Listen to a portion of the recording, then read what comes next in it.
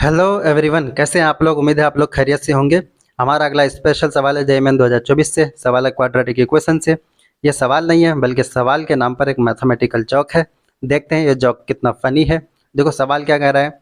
कहा जा रहा है the number of solutions of the equation e का power sine x minus two into e का power minus sine x is equal to two is option A two, option B more than two, option C one, option D zero. क्या मतलब हुआ सवाल का। सवाल simply कह रहा है कि इस इक्वेशन का कितना सॉल्यूशन होगा, यानी कितना रूट होगा। तो कैसे पता चलेगा।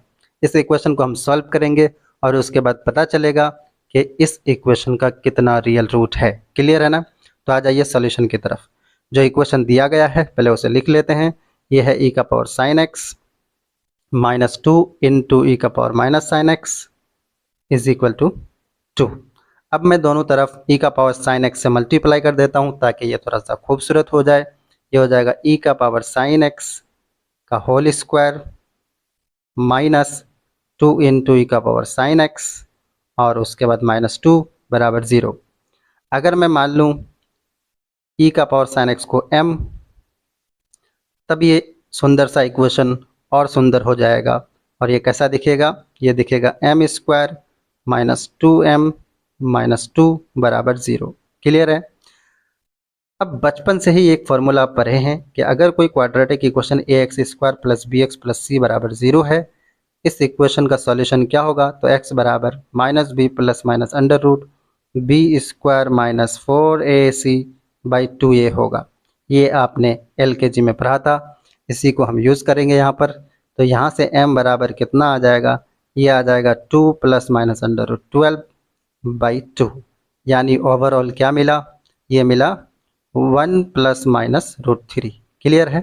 अब देखो m की दो वैल्यू मिली। एक बार m बराबर वन प्लस रूट थ्री और दूसरी बार m बराबर one minus root three. Clear है। अब m का मतलब क्या है, e का पावर साइन x।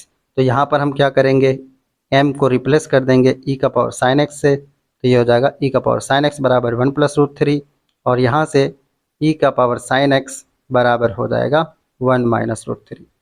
अब ध्यान से थोड़ा सा देखो। अब इसको पहले ध्यान से देखो। देखो one minus root three negative number होगा और e का पावर साइन x कभी भी नेगेटिव नहीं हो सकता है। इसलिए यहाँ पर x की कोई रियल वैल्यू नहीं मिलेगी। तो हम क्या बोलेंगे, नो रियल वैल्यू, है ना। No real value of x। Clear है। दूसरी तरफ यहाँ पर देखते हैं। देखो वन प्लस रूट थ्री की जो वैल्यू है वो क्या होने वाली है, वन तो वन है। रूट थ्री की वैल्यू कितनी होती है 1.73, है ना। तो ये हो जाएगा 2.73। अब ध्यान से देखो e का पावर साइन x की अगर हम मैक्सिमम वैल्यू भी निकालें तब भी वो 2.73 नहीं हो सकती है। क्यों। देखो तो साइन x की मैक्सिमम वैल्यू वन, तो e का पावर साइन x की मैक्सिमम वैल्यू कितनी हो जाएगी, e का पावर वन। और e का पावर वन की जो वैल्यू होती है वो होती है 2.71। ठीक है ना। तो e का पावर साइन x की मैक्सिमम वैल्यू 2.71 है, लेकिन यहाँ पर e का पावर साइन x की वैल्यू तो 2.73 आ रही है। इसका मतलब ये हुआ कि यहाँ पर x की कोई रियल वैल्यू पॉसिबल नहीं है जिससे e का पावर साइन x 2.73 हो जाए। क्लियर है ना।